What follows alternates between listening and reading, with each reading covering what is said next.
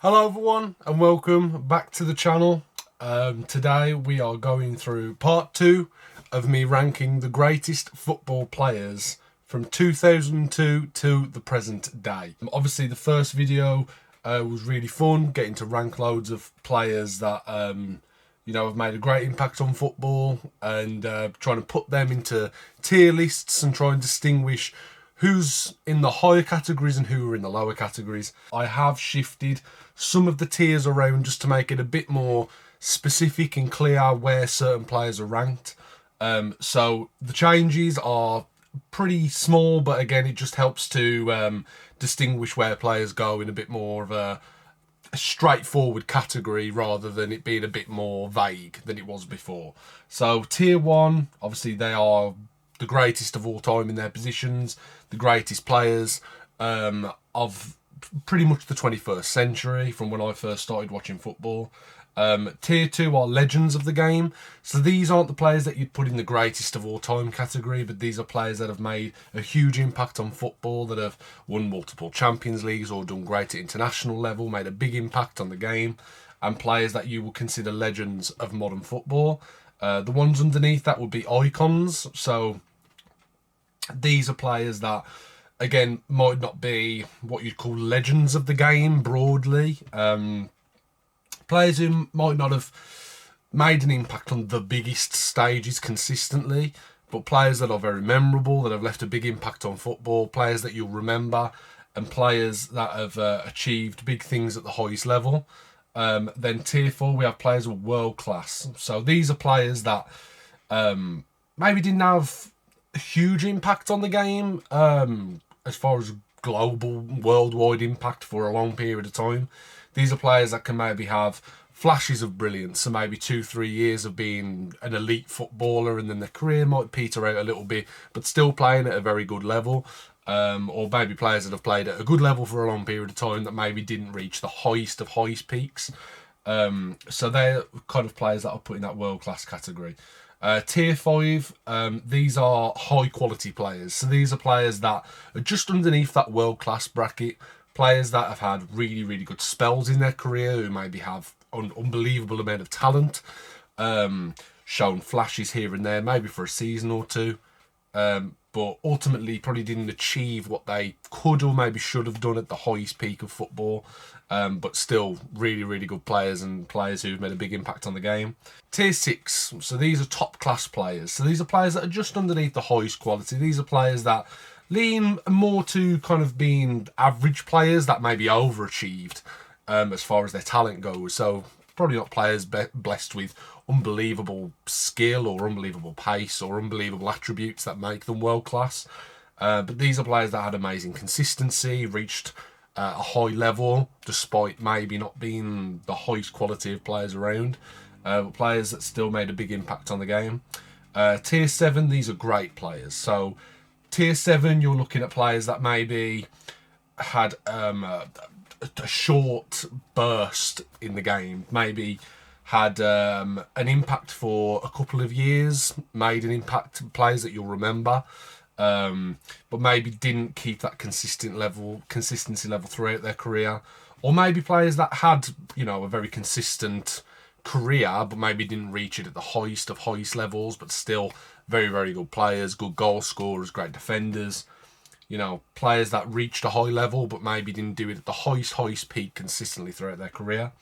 Tier 8, these are good players. So these are players that, again, on world class, they're not great players. They're not players who stand out at the highest level, but are players that are very functional, players that played a role in their team, that are very good, very respectable careers, but players maybe that could have done more, maybe players that should have achieved more with their talent, maybe that we didn't get to see that enough.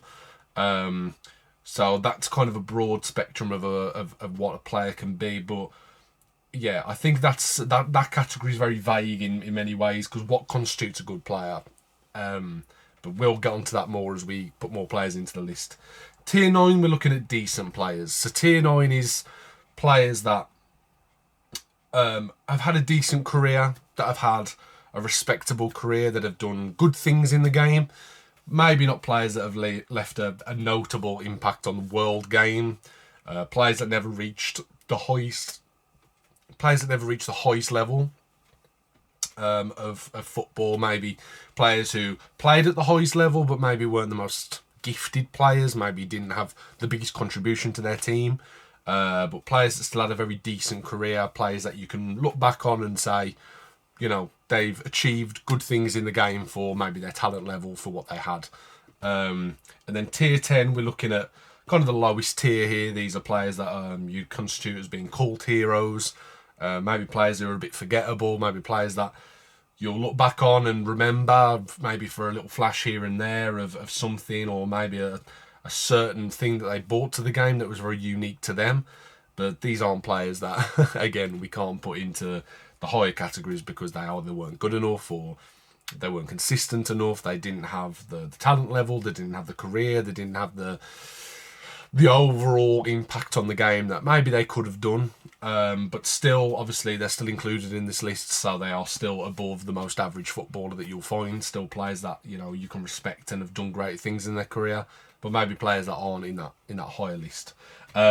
So, without further ado, we will start ranking the rest of these players, and we will see where we put them, because it's going to be very, very interesting to kind of rank them and see where they go. So, without further ado, these are two players that did appear in part one, but because of the restructuring of the tier lists, getting rid of the overrated category, as I felt that category was probably a bit harsh for these collection of players. I do want to kind of put them in a tier that's probably a bit more respectable for what they've achieved in their career. And those two players are two ex-Man United players, Dimitar Berbatov and Rio Ferdinand. Now, I'm not going to talk too much about them because I did already cover a big portion of their careers in part one. And I also did cover a lot of my opinions about those players in part one. So I'm not going to go too much into them. But as far as ranking them goes, now Berbatov is tough because he's not had a decent career. I think I'd say Berbatov's had a good career. I think if you look at his achievements, what he's won in the game, it's very impressive. But was Berbatov ever a key player in those teams, other than maybe the 2010-11 Premier League winning side, where Berbatov had an amazing 6 months at the start of the season and then kind of tapered off towards the end, but he was the top goal scorer that season, so you could say he had a big impact. Maybe in his younger years at Leverkusen, he had an impact, but I think Berbatov you can look at for amazing talent-wise, incredible player, but career-wise, I never really think he had the impact of maybe someone like an Adriano or a Di Natale. Gomez for a season or two, I don't think he comes into that category. So the question is, do we put him over Olivier Giroud? I think talent-wise puts him over Giroud, even though Giroud probably had a better career on paper than Berbatov, maybe. That could be argued. Is he above Dida? I think he's above Dida because Dida's a goalkeeper, so it's kind of tough to rank Dida in that. Him and Abidal are very close for me, I think.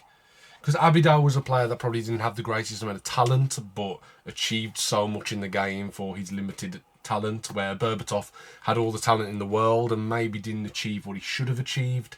So it's kind of two sides of the same coin in a way with Berbatov and Abidal. He's definitely under Gattuso, I think. I'm going to put Berbatov just below Abidal. So in between Abidal and Dida, that's where I'm going to put Berbatov.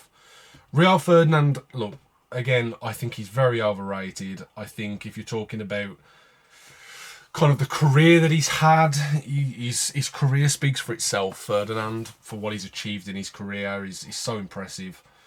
But again, I think post-2008, Ferdinand dropped his level so much and was really carried by the leadership and the quality of Nemanja Vidic, who really helped to cover a lot of Rio's mistakes. I think Rio, if we're talking about a 5-year period between 2002 to 2008, maybe that 5 seasons, give and take the suspension he had for missing the drugs test, kind of a 5-season spell. Ferdinand was incredible when he was younger. I think it's a weird one, Ferdinand, because Ferdinand at his peak was not Man United at their peak. if that makes any sense. So Ferdinand, when he was at the peak of his powers, let's say 2002 to 2006, let's say that, for example, that 4-year period where Ferdinand was at his peak, Man United weren't at their peak then. I think they won like 1 league title. Obviously, this was right in the middle of Wenger's invincible team and Mourinho's first Chelsea team that went back to back. So Ferdinand he's a bit tough. If we're not having him in an overrated category, which I do think he's very overrated, has he had a better career than Gary Neville, a better impact on the game in the modern game than Gary Neville? I would say yes. Is Ferdinand world class? He's had I can say this. I think Ferdinand's career is very close to a Chiellini, a Campbell. I think Sol Campbell was a better defender than Rio. Just as a pure defender, as a pure centre-back defending, I think Sol was better. But Rio's career is very impressive, and individually he did achieve a lot. So I think he's above Evra. He's got more talent than Carvajal. This isn't knocking Rio Ferdinand's talent. I think talent-wise, Rio Ferdinand's one of the most talented British centre-backs we've ever produced. But I think the mistakes that he would make, his inconsistency levels, the way he dropped after 2008, he was not the same player. I don't think he aged very well. Ferdinand, unlike a John Terry or someone else in his kind of age group. So Ferdinand, he's had a better impact than Figo in this era. He's had a bigger impact than Giggs in this era. I'd say yes. He's had a bigger impact than Michael Essien, yes. Bigger impact than Cavani. Oh, that's tough. He's definitely not above Sol. I can't have Rio Ferdinand above Sol Campbell. There's no way Ferdinand's above Sol Campbell. But the question is, would I have him above Cavani? I don't think so. No, I think Cavani's goal record alone speaks for itself. And I think what he did for Napoli, dragging them, a team that, was underperforming a lot in the late 2000s, early 2010s. He came in from Palermo and, along with Lavezzi and Hamzik, really transformed that team. I don't think Ferdinand really has ever had an impact like that on any of the teams he played for in this era. So I'm going to have him just above Michael Essien, even though Essien I think is a far better player than Ferdinand. But Essien did it for 2-3 years. Ferdinand did it for 3 times as long. So Ferdinand is just under Cavani, but just above Michael Essien. So he's a world-class player, even though he's overrated. Similar to an Ashley Cole kind of situation.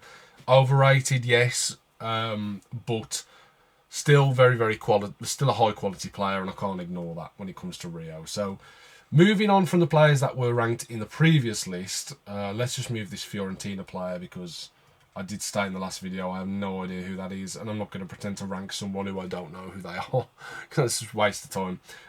So we're going to go on to Jordan Henderson.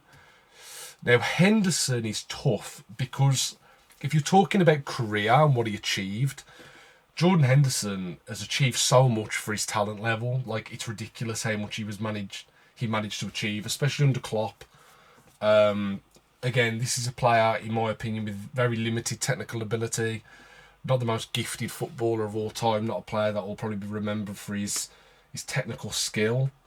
But if you're talking about work rate, his importance to a team, his leadership, his work off the ball, the way he helped Trent Alexander-Arnold kind of be a bit more free in that right-back position, with Henderson kind of covering that space a lot of the time for Trent to be a bit more creative, be a creative outlet for his team. I think Jordan Henderson would probably be in the good category for me. I was considering putting him in decent, but I do think that's a little bit unfair on Henderson because his ability to drive himself physically and mentally, again, leadership-wise, And also, like, you know, he had moments where he could spray a ball. You know, he wasn't technically inept. He's just not in the same level as some of these players. But I think if you're talking technical wise, is he similar to someone like a Gattuso? If anything, I'd say that they play very similar roles in their team, where Gattuso would kind of cover for more technical players. He was the engine of his team, a bit of a leader, a bit of a dog in that team, in that Milan team. I'd say Henderson served a very similar purpose. So he's above Giroud? No, he's not above Giroud, I don't think. I can't have Henderson above Olivier Giroud. I think Giroud is France's all-time record goal scorer. You know, what Giroud did for Montpellier. He won the league with Montpellier, which is ridiculous. It's a ridiculous achievement.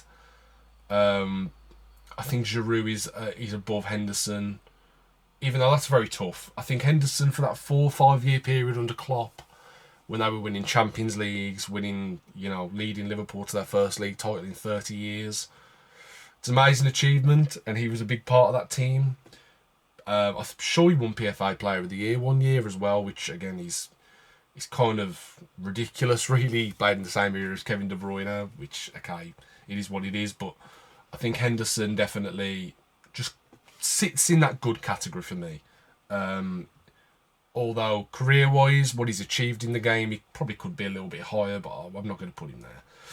Next up, Thierry Henry. Now, this is going to be tough. Because Thierry, I mean, like I said in the previous video, I'm an Arsenal fan. And when I was growing up, 2002 onwards, this was peak Arsenal. This is, you know, the 2002 double winning team. This is the 2004 invincible year. The 2006 year where he dragged Arsenal to a Champions League final, virtually single-handedly. Him and I'd say the most important players in that team were Henry, Fabregas, and Jens Lehmann were the most important players in that Champions League run for me. So, I mean, you're looking at a player, obviously he went to Barcelona. He wasn't the same player then. He'd already kind of started to taper off in his last year at Arsenal. Was starting to get a bit older, pushing 30, but still had an impact to Barcelona. Won 6 trophies in a season, or I think calendar year. Amazing achievement. Finally won the Champions League. Was part of that amazing front three with Eto'o and Messi. You know,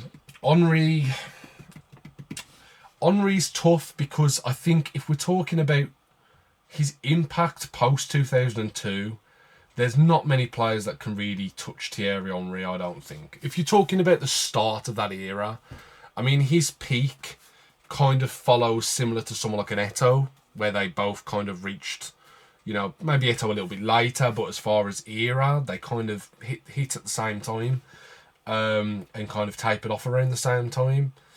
So I'd say Thierry Henry is above Eto'o, I think. I think Eto'o was probably a bit more decisive in big games when it comes to a Champions League final. Internationally with Cameroon, maybe achieved a little bit more than Henry did with France.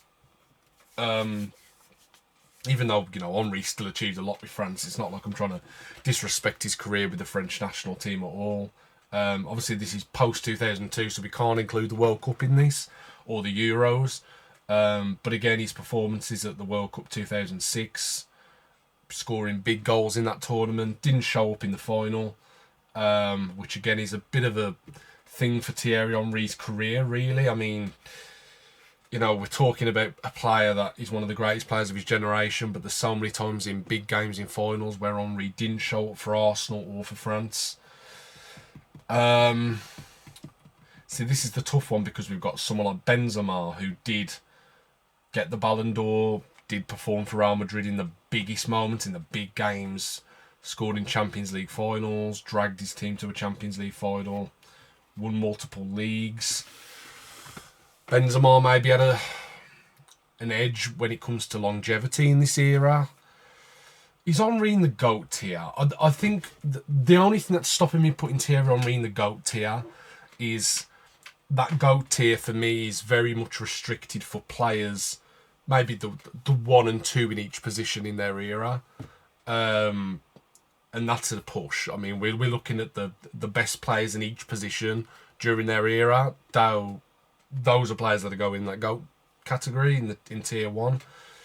Is Henry the best striker post 2002? It's arguable.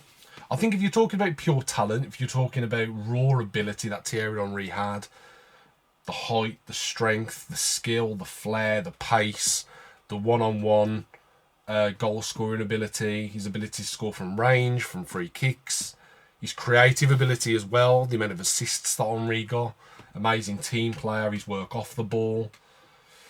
Henry really was a complete striker without the aerial ability, really. I think that's the one thing that might knock Henry back a little bit, was his physicality in the air. He was never the most, despite being, 6'2", he never really imposed himself in the air.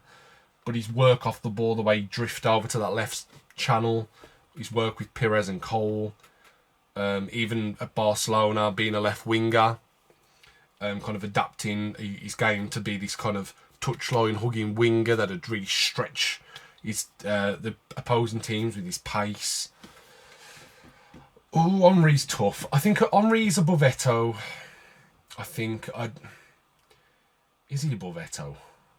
Yeah, he is. I think talent-wise, and you're talking pure ability, Thierry Henry is better than Samuel Eto'o, even though Eto'o probably achieved more in his career than Henry. But was Eto'o ever the best striker in the world in his peak? Probably not, no. And it's arguable that when Eto'o was at his peak, Thierry Henry was the best striker in the world. So Henry I'll have above Eto'o. Is he above Busquets? Yes. Is he above Karim Benzema? Oh. I think if you're talking pure talent, if you're talking pure just natural raw talent for football, I think Henry is above Benzema. If you're talking about career achievements, specifically at club level in this era, in this specific time frame, 2002 onwards, so close. I know, because obviously Benzema has the Ballon d'Or, which is doing a lot of favours here for Benzema, because he did deserve the Ballon d'Or that year. You could argue Henry deserved the Ballon d'Or in 2004 when Shevchenko won the Ballon d'Or. Everyone always brings up the Nedved one, which is, I don't think really... I wouldn't debate that one, in my opinion. I'd debate the Shevchenko one. Oh, it's so tough. Is he above Benzema, Henry? I'm going to put him above Benzema for now. And we'll see. I'm trying to be unbiased because I really want to put Henry in the GOAT category. But in this era, I can already think of a better striker than Thierry Henry in this generation. So that's kind of going against Henry a little bit. Yeah, I'm going to leave him there. I'm going to leave him in tier 2. Just underneath the GOAT tier. But obviously, like I said before, players can move around in this list. This list isn't final at all. And as we go along, players can kind of move around and jump around to kind of fit where they will fit in that category, if that makes sense. So going on from Thierry Henry, we have another striker, Gonzalo Higuain. Higuain is tough, similar to a Cavani in a way, because Higuain's goal record is ridiculous. I actually think Higuain's a little bit underrated, to be honest, because I think Higuain, people kind of look similar to Henry in a way. The big moments, the finals, the moments that really, really counted, the moments that really mattered in a player's career. Could Gonzalo Higuain be depended upon? And the answer to that is no. You can't, with Higuain, you can't depend on him in those big moments. But his goal scoring ability, especially at Napoli, when he went to Napoli, the guy just went absolutely insane. The goal scoring ability he had at Napoli, I'm sure he got like 36 goals one year in his debut year for Napoli. He was ridiculous. I'm sure that was in the Sarri team. Was that in the Sarri team that nearly won the league? I'm sure he was. That amazing Sarri team at Napoli, when they had Mertens and Callejon and Higuain and Jorginho, Alan. They had an amazing team, Koulibaly. They had an incredible team under Sarri, and I think Higuain was a big part of that team. The only question is Higuain... He's above Cavani, I think. He's above Campbell. He's above Aubameyang. Is he above Falcao? He's above Ashley Cole. He's above Casemiro, yes. Is Higuain above Deco? No, I don't think so. I think Higuain was world class. He was a world class striker for the majority of his career. I just don't think I can have Higuain over Radamel. A prime Radamel Falcao is better than Gonzalo Higuain, for sure. That's 100%. I can't even disagree with that. Yeah. I mean, I'm already seeing some players in this list that I think should move around as I'm going along. But I'll do that in a bit because I don't want this video to kind of stall. But Higuain, yeah, I think Higuain isn't better than Deco. Even though you could argue longevity. I mean, Higuain did it for, what, a decade at the highest level in this era. Deco was 2-3 years. But I think that 2-3 years from Deco, he was the best midfielder in the world. Where Higuain was never the best striker in the world, ever. You could argue he was in the top 5, maybe, at times.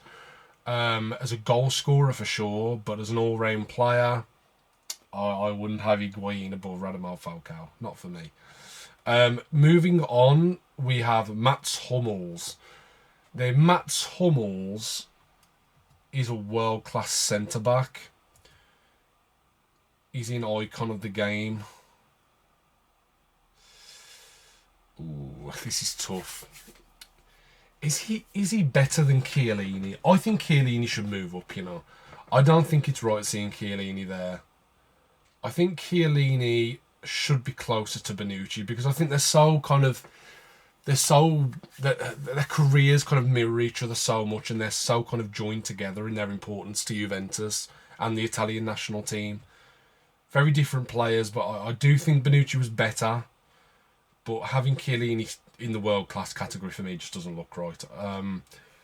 Chiellini, if we're going to re-rank Chiellini, he's not above Bonucci, he's not above Cannavaro. Chiellini is above Casillas. Casillas, I think, has had a better impact in modern football than Chiellini, I think. I'm going to put Chiellini just above Courtois, I think. So just in between Casillas and Courtois. So he's almost touching Bonucci, but it's very close. But yeah, Chiellini being in world class, that to me just doesn't look right at all. That looks better. Yeah, that looks better to me. So with that being said, if we say Mats Hummels, was Mats Hummels better than Chiellini at his prime? Mats Hummels was really, really good. Again, not the quickest defender, but his reading of the game, his ability to position himself perfectly, his leadership. He's won the World Cup as well, which is a big mark for his career. Obviously, he was the best defender in that team as well, so it wasn't like he was just part of the team. He was the best, definitely the best centre-back anyway of that team. Hummels is he's above Ferdinand, he's above Sol Campbell, he's above Ashley Cole. Is he an icon, Mats Hummels? I think he might be. Who's had a bigger impact in modern football for Germany, Ballack or Hummels? That's tough. That's really tough.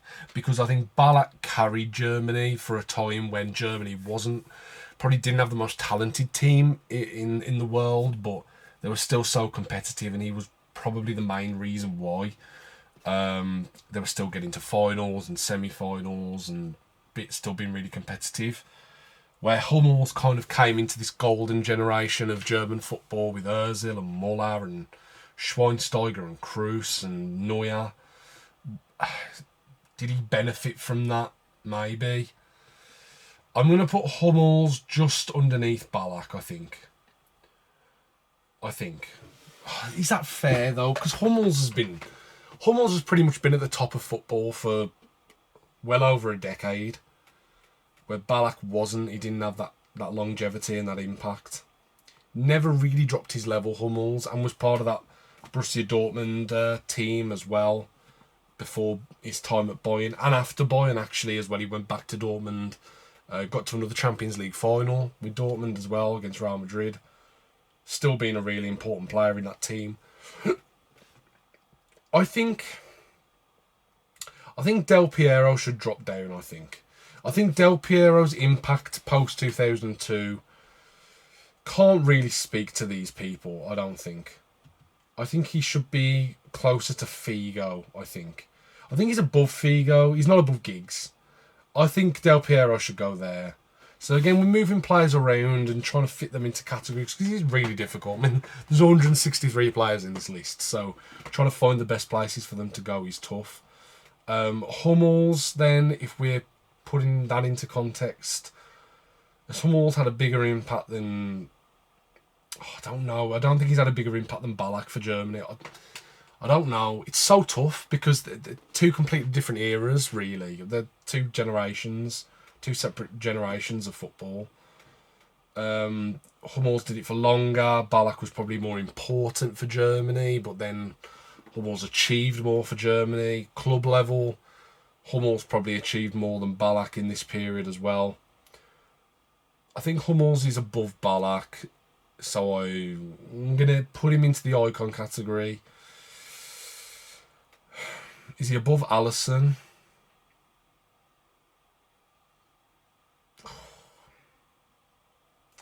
You could argue Alisson was the best goalkeeper in the world for a 3-year stretch.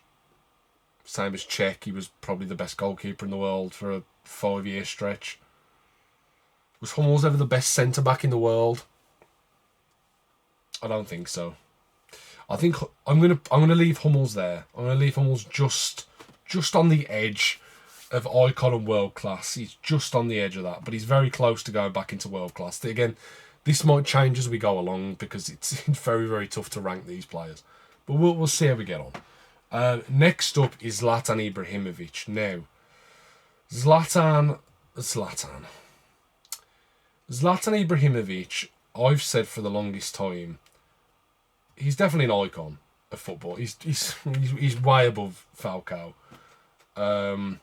You could make the argument that Zlatan Ibrahimovic is the most complete footballer ever.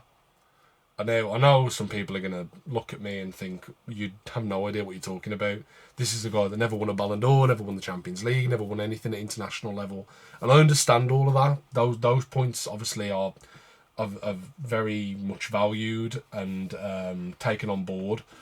But I think if you're talking about just as a pure footballer, there's not many players that can really speak to Zlatan, in my opinion. I think Zlatan Ibrahimovic, if you think of every aspect that makes a striker, you look for everything. You look at aerial ability, the ability to hold the ball up and play as a 9, the ability to drop into space and link up play, his ability to connect the midfield to the attack, his striking ability from range and close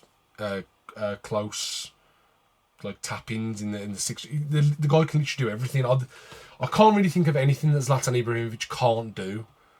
Even when he was younger, obviously this is kind of pre-Milan era, but when he was a bit younger at Ajax and Juve, the guy was picking the ball up and dribbling past everyone. Like that, he had flair, skill, pace, raw natural talent, agility as well. I mean, the guy's a giant. He's like 6'5", and he's so agile. Some of the goals, it's probably, you could argue Zlatan got one of the best goal catalogues you'll ever see in football.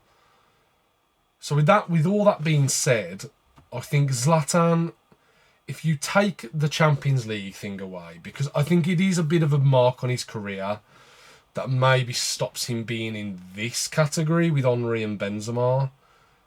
And he's not above Eto'o. He can't be above Eto'o. They literally swapped over, and Eto'o did what Zlatan couldn't do. So I can't have Eto'o underneath Zlatan. But I think Zlatan would definitely be in the legend category for me. He's above David Villa, so automatically he's already in this legend category. Has he had a bigger impact than Cafu? Yes. He's had a bigger impact than Buffon? Yes. Di Maria, I think he's better than Di Maria. Is he better than Kevin De Bruyne? No, I don't think so. I think that is where I'm going to leave Zlatan Ibrahimovic. Again, like I said, I think if you're just talking about ability, not their achievements or anything like that, Zlatan Ibrahimovic is probably the most complete footballer that we've ever seen. The guy is literally a unicorn. Like, he's such a rare breed. Like, people talk about Haaland now and his strengths and weaknesses that he has. Obviously, he's amazing goal scoring record and all that, but probably doesn't have the technical ability. Zlatan had the technical ability. He had all the physical attributes that Haaland has. Maybe not as quick as Haaland, but all the attributes that Haaland has, plus unbelievable technical ability, unbelievable close control, unbelievable flair and timing, leadership as well, and longevity as well. We haven't talked about the longevity of Zlatan Ibrahimovic. The guy literally started in the 90s and ended in the early 2010s. Like, the guy went full tilt, the highest level of football for like 20 years and never really dropped his level. If anything, you could argue Zlatan got better with age. When he went to PSG, he just went absolutely supersonic. And I know it's in Ligue 1, maybe the quality of the league isn't as good, but the guy was still banging in goals in Serie A when Serie A was the best defensive league in the world. And the guy was still getting like 20, 30 goals a season. So I think Zlatan is that guy for me. He's won league titles pretty much everywhere he's gone. He's won silverware everywhere he's gone. Massive impact in the sport. Again, as a centre forward, there's not really many that can really chat to Zlatan. The only thing I will say about Zlatan Ibrahimovic, probably is a bit of a knock on his career, is that if you were playing, if you had Zlatan Ibrahimovic in your team, you had to kind of almost play through Zlatan. You couldn't. He wasn't the best team player in that sense, like an Eto'o. For example, Eto'o was an amazing team player. Benzema was an amazing team player. They would sacrifice themselves. Zlatan always wanted to be like the star man in his team. And the team had to kind of play through him to get the best out of him, which I will say is probably a bit of a knock on him, being in that Henry, Benzema, Eto'o, Rooney, Suarez, these kind of players that elevate their teams. I think Zlatan can do that, but I think Zlatan is at his best when he's the centrepiece, when he's the focal point, when he's the main man in his team, when everything's around him and all the focus and attention is on Zlatan Ibrahimovic. That's when you see the best of him. And maybe there was times in his career when we didn't see that, such as his time at Barca, when he wasn't the main man and he struggled a little bit there, even though his goal record is still very impressive. I think as an overall player, I think his game did drop off a little bit at Barcelona. But, you know, went to Milan, had a massive impact at Milan, went to PSG, dominated Ligue 1. Went to Man United and had a massive impact as well there. So yeah, Zlatan for me is definitely a legend of the game. I don't think he's above Bale. I don't think he's above De Bruyne. I think they've had bigger impacts in this period, both internationally and at club level. But I think if you're just talking about Zlatan as a talent, Zlatan is probably above most of the players on this list. I'm not going to lie. I think Zlatan is incredible. Once in a generation, for sure. Next up, we have Ciro Immobile. Now, Ciro Immobile is a player that benefited a lot from his time at Lazio, because I think if you talk about Immobile, he had a great start to his career at Torino, went to Dortmund and Sevilla and flopped heavily at Dortmund and Sevilla. And I think that time in his career really knocks back kind of the legacy of Immobile, because Immobile in Serie A was just an absolute freak of nature. Like, the guy was getting 30 plus goals a year for Lazio, not in a great team, not in an amazing team where he had loads of great service. The guy was getting 30 plus goals a season. I mean, the guy is a goal machine in Serie A. But his time outside of Serie A, the lack of him doing it at the highest level, the highest level of football in the Champions League or internationally for Italy, even though he won the Euros, but he wasn't exactly the most important player in that team. I think Immobile is a great player. I think he falls into this Di Natale category for me, a player that had an amazing record at a lower kind of stature team, didn't do it at the highest level. I think Di Natale's record's probably a bit more impressive because of his age and the team he was playing for. Where Immobile was still playing with, Felipe Anderson and Milinkovic-Savic and players that actually were good players and went on to have good careers, where Di Natale, other than, I don't know, Alexis Sanchez, for example, he was playing with, Asamoah and, he wasn't playing with the highest of high, elite players like that. So I think Immobile goes into this great category.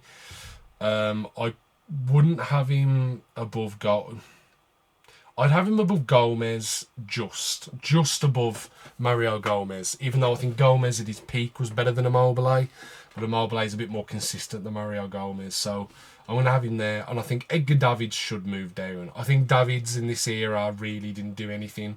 He had no impact really, so I'm going to have Davids in decent. Hazard probably should go higher, I think. I think having Hazard in this is a bit unfair. Hazard goes into the Anelka category, I think, for me. He's very similar to Anelka. He probably did more than Anelka, actually, even though Anelka was better than Hazard, in my opinion. But Hazard was more talented, I think, and he had seasons where he did drag Chelsea. I mean, that can't be ignored. I think I might be underrated Hazard a little bit. Hazard's had a bigger impact than Figo and Del Piero in this era, for sure. For sure he has. Giggs, you can't touch Giggs' consistency levels. You just can't. There's no debate in that. So I think Hazard will go there for me. He'll be in that world-class category. So I think so far that's looking okay for me. Dzeko and Crespo above Immobile and Di Natale. That's right, I think. Yeah. Is Adriano too low? Because Adriano was so special, man. The guy was so special for a year or two. But it's such a short window of time. Like, it's so hard to judge because for a year or two, the guy was one of the best strikers I've ever seen play football. But it's for 2 years. And he didn't do anything after that, really. He had like a little spell at Flamengo where he kind of reignited his form. But his terrible spell at Roma when he went back to Inter Milan, he was awful. In his last few years at Inter, he was really bad. Terrible at Roma, terrible at Corinthians. Yeah, for me, it's so tough to rank him. But having him underneath Crespo just seems wrong. But okay, we'll go with it for now. Right. Okay, let's move on to Andres Iniesta. Now, Iniesta, this will be no surprise to anyone.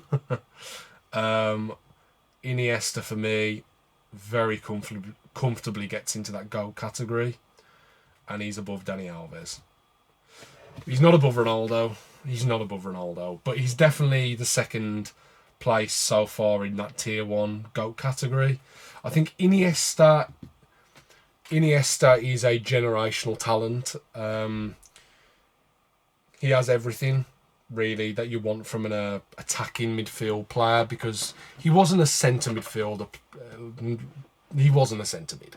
That's not what Iniesta was. Iniesta was this almost David Silva-esque kind of inside winger / inverted number 10. Like, Iniesta's a very hard player to talk about, really, because he played for a team that dominated the ball, dominated possession, didn't really have to do a lot of defensive work, but off the ball was still ridiculously impressive. His ability to press, in that 6-second press that Guardiola used to do at Barca, where they just hound you to get the ball back. Iniesta was brilliant in that. And again, his ability to play one-touch passing, knock it round everyone, dribble.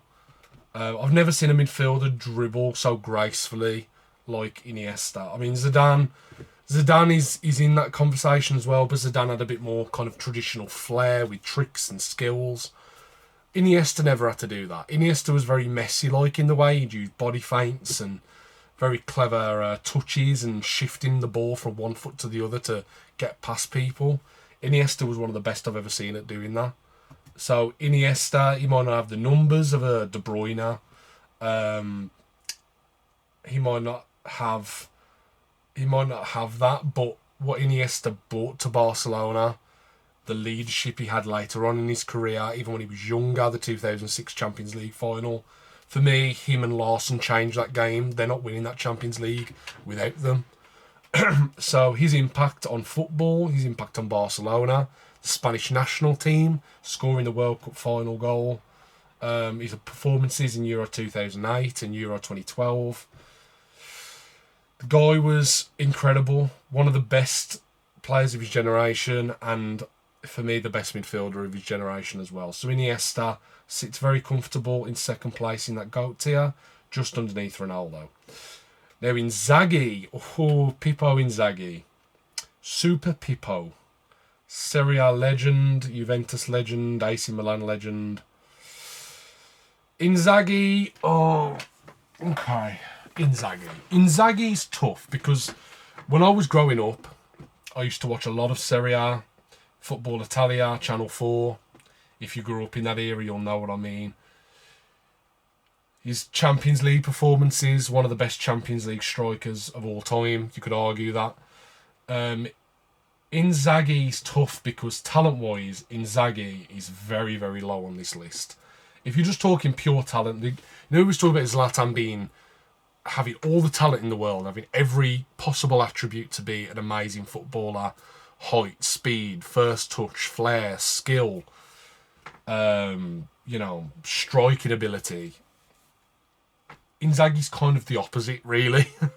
Inzaghi wasn't the quickest striker in the world, didn't have the hardest shot or the greatest aerial presence. He wasn't really like that, Inzaghi. But Inzaghi, really, similar to Henderson, really got the most out of his career for the limited talent that he had. And he was a goal machine. I mean, the guy was a goal machine, really.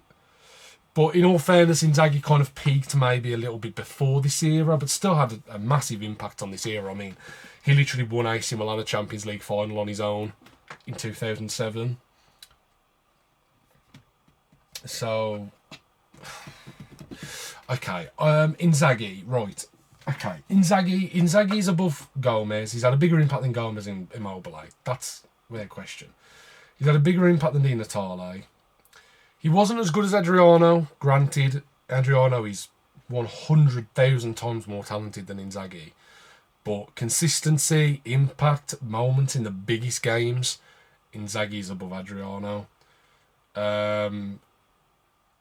He's not a top-class footballer as far as talent, but achievement-wise, Inzaghi is definitely in that list for me. Champions League, I think 2 times Champions League winner in this era. He might have won a Serie A, maybe, even though I think Milan in that era in the league kind of underperformed a little bit. They were more of a European team, a Champions League team. But Inzaghi, again, big moments. Him and Crespo.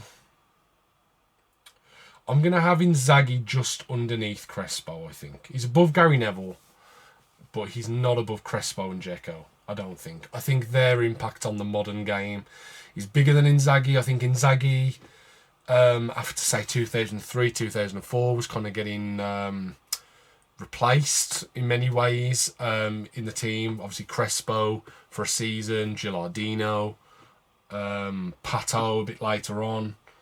He was always kind of looking to get shifted out the team, but always found a way to get back in. Inzaghi, which I think, again, if you're talking about his commitment, if you're talking about his professionalism, I mean, Inzaghi, a lot of players would have threw their toys out the pram, and Inzaghi never did that. So, and he's a World Cup winner as well, won the World Cup with Italy, scored in the World Cup.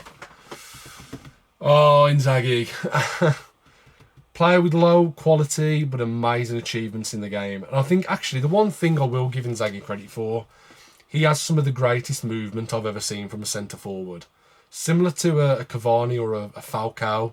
You know, they're not the tallest of strikers, but Inzaghi's ability to just find that little bit of space. Like, Inzaghi is one of the best at that, I think. His ability to just know exactly where the ball was going to drop, his anticipation, his IQ in the box, in that 6-yard box, in the 18-yard box, knowing exactly where the ball was going to go.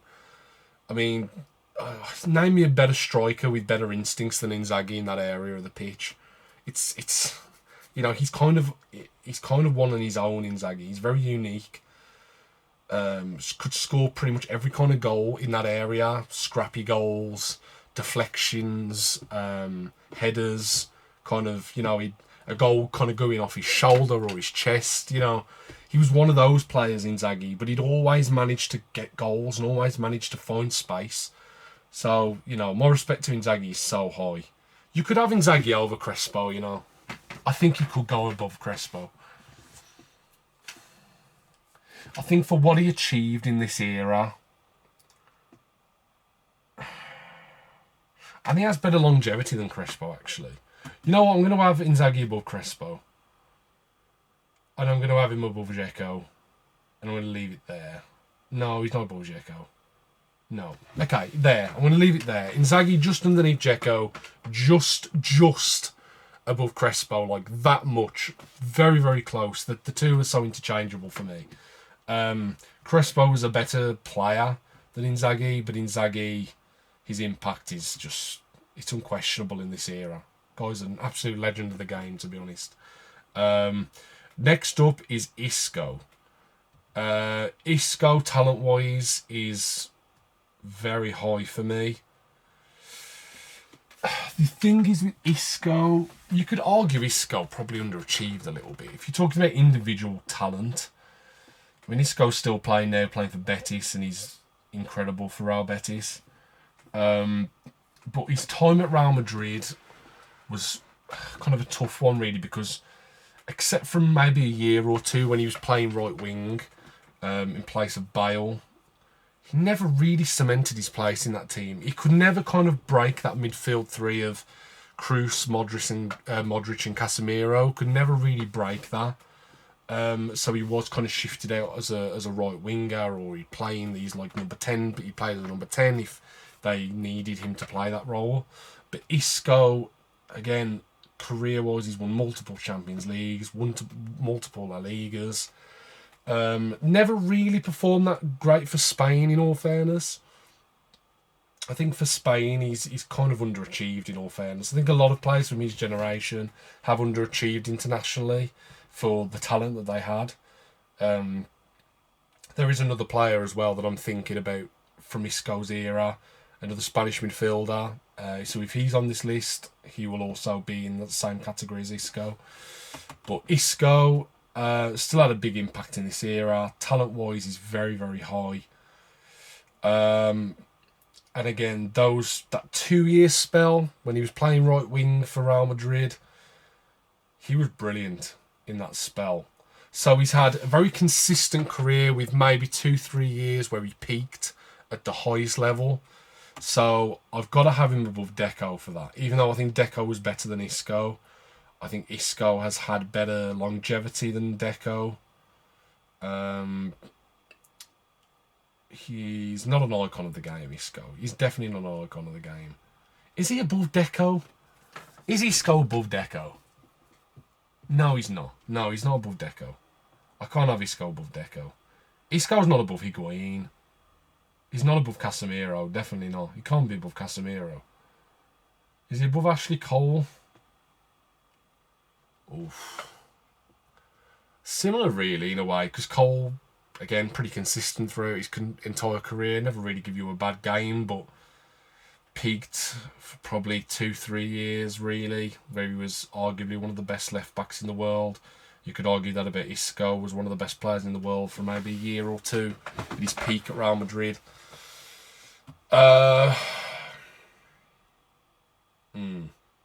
This is tough.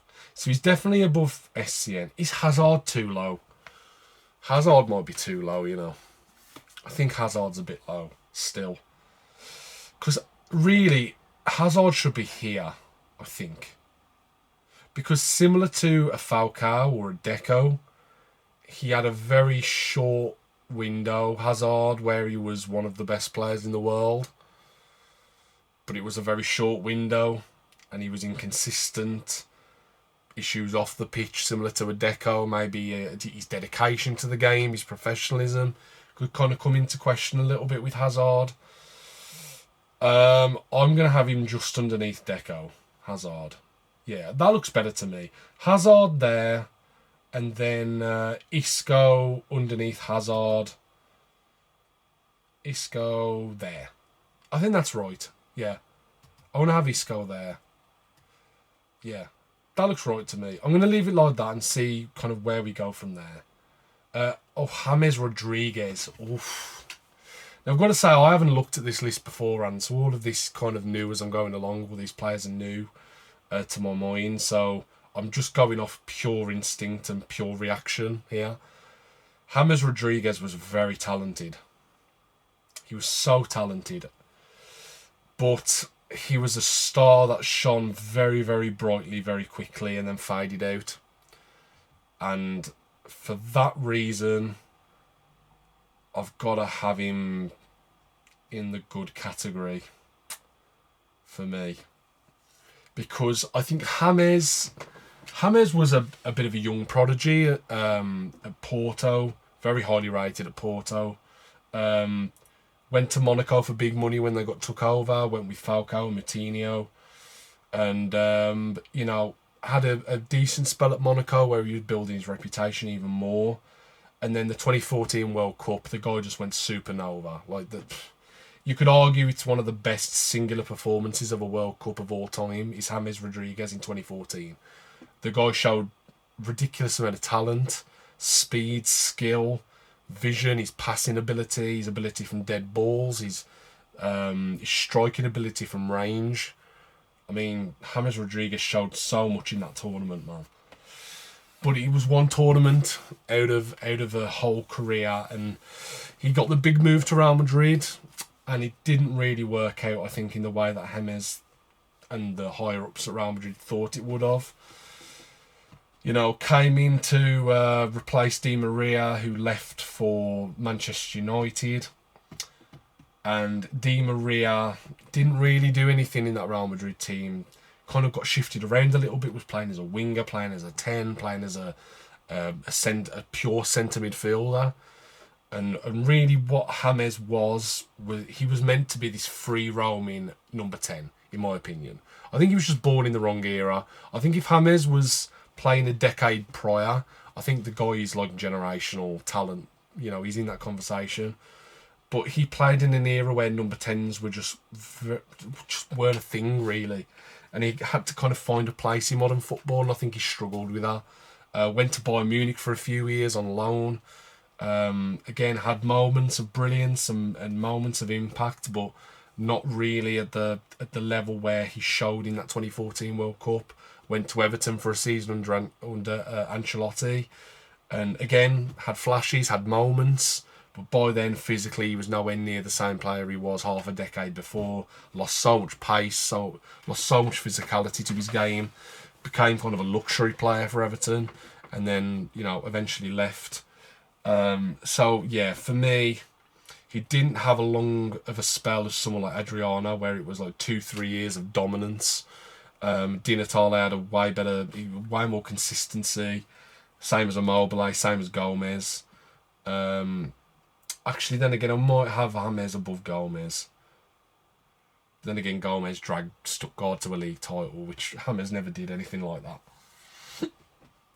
His performances for Colombia in that 2014 World Cup, I mean, they're historic. That's one of the best performances I've ever seen out of a player for a tournament. But I can't have him. Maybe he's a great player, maybe.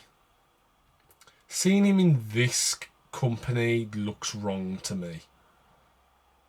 I think he should be in this. Okay, I'm going to have him above Gomez. I think for James. I'm going to have him just there. Again, we're talking talent-wise for a short period of time. James Rodriguez could be world-class for me. He could be in this category. But it's literally like one tournament and maybe a season.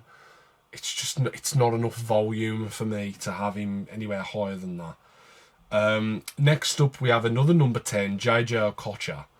Okocha was so entertaining, man. He's so entertaining. In them first few years where I really started getting into football and really started to fall in love with the game and really appreciate what football was, it was players like JJ Okocha that really stood out to me and showed me the beauty of what football is. We talk about tricks, we talk about flair, we talk about pure natural ability. JJ Okocha was phenomenal. Such a talented footballer. The only thing that will knock JJ Okocha down for me is in this era, he was already kind of out of his peak a little bit. And I think talent-wise, he should have been playing for one of Europe's biggest teams. But the fact that he went to Bolton, like, I'm not trying to discredit Bolton or that era especially under Allardyce, because Allardyce was doing absolute amazing work at Bolton in the early to mid 2000s. The players he was getting, the recruitment, the team that he was able to build, the way they were, competing in Europe.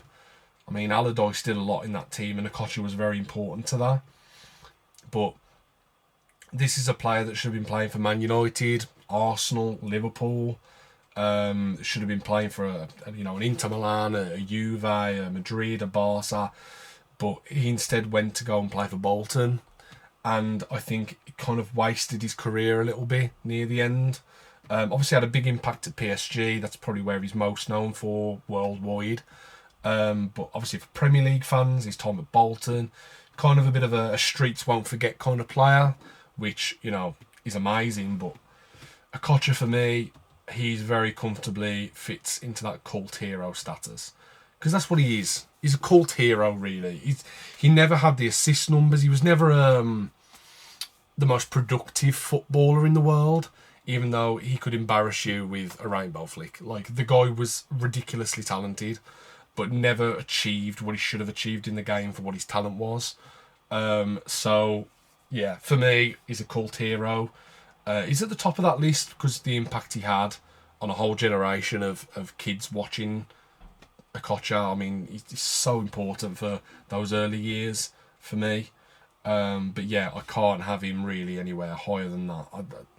Davids was a more complete footballer than Okocha, more important to a team as far as importance to it. The impact to a team that Davids had in a role was bigger than Okocha. Okocha was kind of a luxury flair player that needed a Gary Speed, a Kevin Nolan, players who had a bit more bite around him to kind of get the best out of him a little bit. He wasn't that kind of player. So yeah, Okocha for me fits into that cult hero status very comfortably. Right, after JJ Okocha we have John Terry. John Terry is for me the greatest British centre-back of my generation. He's the greatest Premier League centre-back of my generation from when I started watching football in this specific time frame. John Terry is elite. He's as elite as it gets, really. So John Terry, for me, is a GOAT. He's the greatest centre-back I've ever seen play in the Premier League. And his longevity can't be ignored. Right, we talk about Rio, and people always like to compare Rio and Terry, and I think people seeing this list will see this big gulf in where they've been placed and might think they're not that far apart. Rio and Terry were quite similar. Everything that Rio Ferdinand was meant to be great at, John Terry was better at than Rio Ferdinand. The only thing that Ferdinand has on Terry is pace and pure athleticism. But reading of the game, the ability to play the ball, goal scoring ability, leadership, again, like I said, reading the game as a pure defender, bravery, putting your head on the line, not just your leg, like literally diving head first to stop a goal. That was John Terry. He had pretty much every quality needed to be a generational centre-back, and that's exactly what he was. And then the longevity on top of that as well. Won the league a decade apart. Won his first league title in 2005 under Mourinho. Obviously won multiple leagues after that, won a Champions League. Even though he wasn't in the starting lineup, but if you look at the pictures, he's in full kit, so, but still obviously part of that team and one of the reasons they got to the final. And then you look at when Mourinho came back, this is post-Benitez, the era under Benitez where Terry didn't play and was told his career was finished. Mourinho comes back, John Terry's, 34, 35 years old. Plays every single minute of every game in the 2014-15 season, and Chelsea win the league again, being the best defender in the league, even though he was older. And at this age, Ferdinand was, floundering at QPR. Like, they're not comparable, in my opinion. John Terry was pretty much elite from the moment he hit his prime till the last year or two before he retired. John Terry was an elite level centre back. Had, like I said, every attribute that an elite centre-back needs. Again, wasn't the quickest, wasn't the most athletic, but he didn't need to be. His IQ, his reading of the game was some of the best I've ever seen. The guy was rarely ever out of position. The guy's an icon, man. And I know if you're talking about personal views of a player, I don't particularly like John Terry. Obviously, I'm an Arsenal fan, so I don't really like John Terry anyway, but taking the controversies, kind of putting that to one side a little bit, and just focusing on the player, just the player pure as a footballer. John Terry's he's definitely one of the greatest I've ever seen. I can't think of really many that I would put above him. So yeah, I think John Terry sits very comfortably in that. So after John Terry, we have Jordi Alba. Now, I think I said in part one that Jordi Alba was above Ashley Cole. And I don't know if that's true. I don't know if that's true. I think Jordi Alba was quality, man. Like, he was really, really good for Barcelona. Opened up that left-hand side, which is always kind of when, Abidal was the left back. He was kind of more of a defensive fullback. More of a defensive fullback than Alba. Alba was more of an attacking fullback. The way he'd get forward and create goals, his importance for Spain in that 2012 Euros. I mean, the guy was electric. One of the best attacking left backs I think Europe has ever produced is Jordi Alba. The problem is he above Ashley Cole? Do I go back on my statement that I said before? That's the thing. I think Ashley Cole, they're so close, man. I think Ashley Cole was a better defender than Alba, but Alba was better going forward. The only question is the difference between Alba and Cole offensively, does that outweigh Cole and Alba defensively? Which is better at which, and how does that weigh up against each other? And I think Ashley Cole could still offer a lot going forward, especially as it comes to stretching a team. Jordi Alba defensively, I think, did get caught out quite a bit. I don't think I can have Alba in front of Sol, to be honest. He's above Evra. Yeah. I think he's above Patrice Evra. Not by much, really. Kind of all these players kind of fall into the same category, really, but I think Alba. Yeah, I'm gonna have Alba just under Sol. I think he might move. We'll have to see where he goes, but that's very tough for me. Oh, this is gonna be fun. This is gonna be really fun. Juninho Pernambucano. This is one of my favourite players of all time. When I was younger, as well as watching Serie A, I used to love watching Ligue 1. And my favourite team from Ligue 1 was the best team in Ligue 1 at that time, and that was Lyon. Olympique Lyonnais in the early to late 2000s, pretty much the whole of the 2000s, were the most dominant team in France, one of the most dominant teams in Europe for their league. And one of the main reasons for their dominance was this player, was because of Juninho. Juninho is a legend of Lyon, a legend of Ligue 1, one of the most talented players to ever play in Ligue 1. The only thing that holds Juninho back is his lack of international pedigree. Obviously, he was playing in such a competitive era for Brazil. This is the same era as Kaká, Ronaldinho, Zé Roberto, Gilberto Silva, Emerson. These are players that, are above him, really, as far as their importance to their national team. Juninho was never on that level. He was never given the chance to really be on that level. He was part of the 2006 World Cup team, but again, didn't really have much of an impact. And also impacting Europe as well. I mean, he had moments and flashes here and there where he'd score an amazing free kick or, drag Lyon a bit further on in the tournament. But you could argue that Lyon team really underperformed in Europe during this time, and Juninho didn't really stamp his authority in Europe. So he's above the great. He's above these for sure. He's in that top class category. Again, he didn't reach the highest level, and I think if we look at this tier 5 category, Forlan played at the highest level. De Gea played at the highest level. Anelka at the highest level consistently throughout their career. Obviously give and take a little bit here and there, but they had Champions League finals, Europa League finals. They won leagues and cups, and they had big impacts for their national teams, where Juninho didn't really. He's kind of just exclusive to Lyon and Ligue 1. And that, for me, does not outweigh the career of Gary Neville.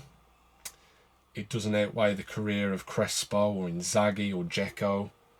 So, Juninho is a top-class player. He's a tier 6 player, but he's very much at the bottom of that. Because, again, if you're talking talent-wise, his vision, his passing, his playmaking ability, his dead ball. I mean, Juninho is probably one of the best, if not the greatest dead ball set-piece taker of all time. So he has that under his belt, but that isn't enough to outweigh what Gary Neville's done in his career. And Gary Neville was one of the best right backs of his generation, really, when you think about it. So he was always in that top 5. Juninho was never a top 5 midfielder in the world. So more competitive position for sure, but I can't put him there. Even though personally, just if I was biased, Juninho would be world class. Like, he'd be so high in this list, but he just can't get there because, again, he didn't do it at the highest level really at any point in his career, and he wasn't consistent enough at international stages. So again, I might be a little bit biased, maybe putting him in tier 6. That might be a little bit biased, really, because if you're talking about his career and what he achieved, you could argue he'd be in tier 7. But I think Juninho is important. He's one of the best players that Ligue 1 has ever had. So that, for me, does put him a little bit higher than he could be if he didn't have that longevity in that career at Lyon. So I'm going to leave Juninho there for now, but again, he could move. Oliver Kahn. Oliver Kahn, again, he's got to be with Ballack. I think Kahn was so important for Germany in the first few years that I watched football in that early 2000s period. Oliver Kahn was so important for Germany, but it's such a small time frame. Like, Oliver Kahn was already out of his prime post 2004, 2005. He was already out of his prime by then, close to retirement. It's so tough because it's such a short window, similar to, even a Figo or someone like that. But I think Kahn's impact was so big for Germany in those first few years that I'll have to have him in world class. I have to have him in world class because he was a world class goalkeeper for 2-3 years in this time period. Then again, could I have him a bit lower then? Because that's not fair. That's not fair having Kahn there. If I've got Dida down here for the same reasons that I have Kahn up there, that doesn't make any sense. Kahn's going to have to go lower, isn't he? Oliver Kahn was better than Dida, though. Kahn was better than Dida. Kahn was great, I think. Because they can't really have that much disparity between them. Because if we're just talking 2002 onwards, Kahn, 2-3 years, was a world-class goalkeeper. Dida was 2-3 years world-class goalkeeper, but he played so much more, and his level dropped where Kahn just retired. So it's kind of tough to rank Kahn, really. Kahn. Kahn was world-class. Okay, I'm going to have Oliver Kahn in this category with De Gea. No, I'm not. Where do I put Oliver Kahn, man? I don't know where to put Oliver Kahn. I don't know where to put him. This is too tough. Because he was world class in 2002. He was elite in 2002. But after that, was Kahn ever really one of the best goalkeepers in the world? Post 2002, when Cech and Casillas and Buffon were kind of in there. Lehmann took his place in the national team. For this specific era, I don't think I can have Kahn in that. I think Kahn will be great for me. I'm going to have Kahn just above just above James. No, just above Immobile. No. There. I'm going to have Kahn there, just above Dina. No, I'm not. I don't know where to put him. I don't want to put Oliver Kahn. This is so tricky. Okay, I'm going to have him there because Di Natale never did it at the highest level, where Kahn did do it at the highest level. Adriano was elite for 2-3 years. Kahn wasn't elite for 2-3 years. Okay, I'm going to have Kahn just underneath Adriano. Yes, I am. That's one of the hardest players to rank. If you're talking about importance to the team, Kahn was very, very high. And for Bayern as well, he was amazing. But this era, Kahn's impact just isn't the same level. I'm sorry. Even though it's very close. Oh, Kaká. Oh. Oh, Kaká. Ricardo Kaká, man. Kaká's one of the best midfielders I've ever seen. He really is. If you're talking about just the ability to drive through players and make it look so effortless, like Kaká's one of the, it's similar to Iniesta really. Such a graceful player to watch. And he's got the Ballon d'Or as well. Importance to Milan. His playmaking ability, his passing ability as well. His vision, his pace. I mean, Kaká, when he was in his prime before the injuries, I mean, Kaká was electric, man. Electric. He was a match winner. He was ridiculous, Kaká. Kaká is definitely an icon of the game, 100%. He's above Cannavaro. So he's in this category for me. The only... Kaká fell off so much at Real Madrid. When he got the injuries, he was never the same player, really. Even his last year at Milan, he was not the same player. But Kaká in his prime... Scary. Really, really scary. Similar kind of longevity and peak to an SCN, really. But at a much higher level. You know, this is so tough. I still remember that performance against Man United in the Champions League. He just embarrassed them pretty much all on his own. The guy was a freak, man. Kaká was so scary. In his peak, in his prime. We're talking 2004, after he kind of took over from Rui Costa, kind of displaced Rui Costa in the Milan team. We're talking 2003, 2004, through till 2008, 2009. Kaká was ridiculous, man. For that 6-year period, Kaká was pretty much unplayable.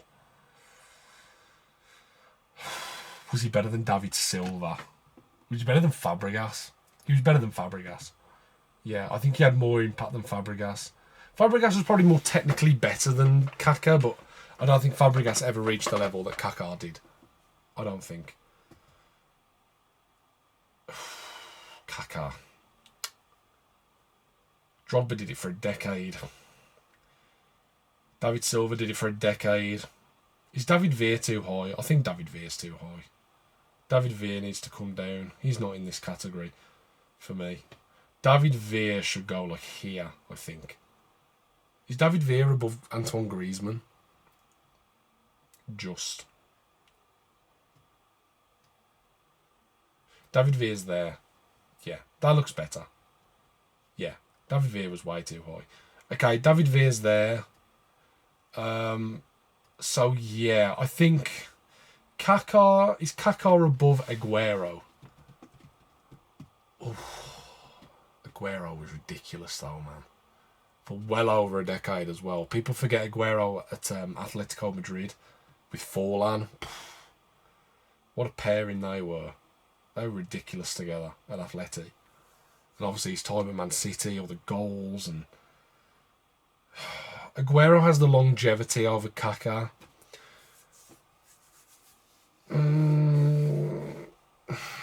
David Silva above Kaká. Is that right? I don't know.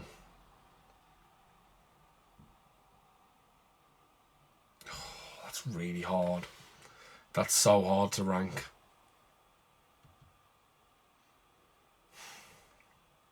Kaká could easily be here. If I'm being honest, Kaká could easily be here. Really, if we want to be honest. If you talk about achievements, World Cup winner, Champions League winner, the best player on his Champions League team. Got the big money move to Real Madrid, but he was similar to Hazard, really. Flopped at Real Madrid, never made that big of an impact. Had the injuries, replaced by Ozil. That's got to bring him down. David Silva, more technically gifted than Kaká, but Kaká was so much more impactful. He was more of a match winner than Silva. And Drogba was... is he above Drogba? Kaká is either there or there. And I don't know where he falls. Oh, this is so tough. Okay. He's got to go somewhere. I've got to make a decision. He's got to go somewhere.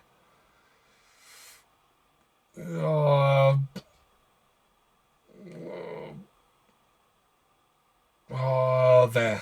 I'm going to put him there. Just underneath David Silva, because I think David Silva was the best, one of the best players in his league for a decade, where Kaká wasn't really. And internationally, probably underperformed a little bit as well, you could argue. Never really became that main man for Brazil. Okay, he was playing in such an amazing era for talent for the national team, but David Silva wasn't either. But David Silva had probably more of an impact at international level than Kaká did. Yeah, that's so tough. That's really, really tough. I think if you're taking them at their best, their peak level, Kaká is above David Silva. But then Silva's consistency, the assists, the trophies, yeah, I want to leave it at that.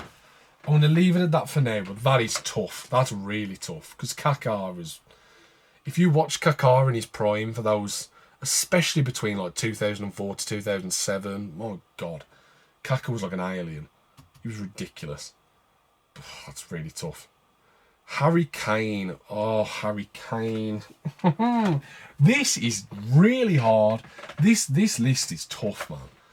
Trying to rank them, especially now the list and the tier list is starting to fill out a little bit more. Ranking these players is really, really tough. Okay, I've got to put Harry Kane somewhere. Where does Harry Kane go? Harry Kane's above all these, 100%. He's above Inzaghi and Crespo and Dzeko, yes. Anelka's way more talented than Harry Kane, but he's not as good of a goal scorer. I mean, Anelka, you could no, because Kane's had his time at Bayern where he's just been ridiculous. I mean, Kane at Bayern's just gone to a new level. So he's above all these. He's above Forlan. He's above Evra, above Carvajal, above Figo, above Del Piero. Okay, let me just state this is 2002 onwards. So obviously, full career, Kane isn't above Figo and Del Piero, but for this era, he's above Giggs. I mean, Kane's been probably one of the best strikers in the world for a decade. From 2015 till now. He's not really ever dropped his level. Okay, he's played for Spurs, but like this, he's led. He was the focal point when Spurs were pushing for the league title, which is ridiculous. They reached Champions League final, a League Cup final. This is all while they had Harry Kane, and he was the main reason why they got there. Kane and Cavani. Kane's got to be above Falcao, hasn't he? He has to be.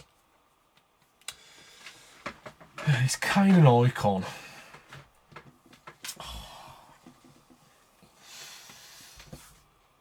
I think he is, yeah.